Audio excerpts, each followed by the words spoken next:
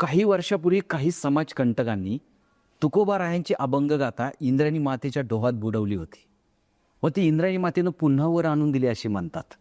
तशीच काळाच्या डोहात बुजलेली आमच्या शिवपुत्र शंभूची गाथा वर यायला कित्येक वर्ष लागतील कोणास ठाऊक.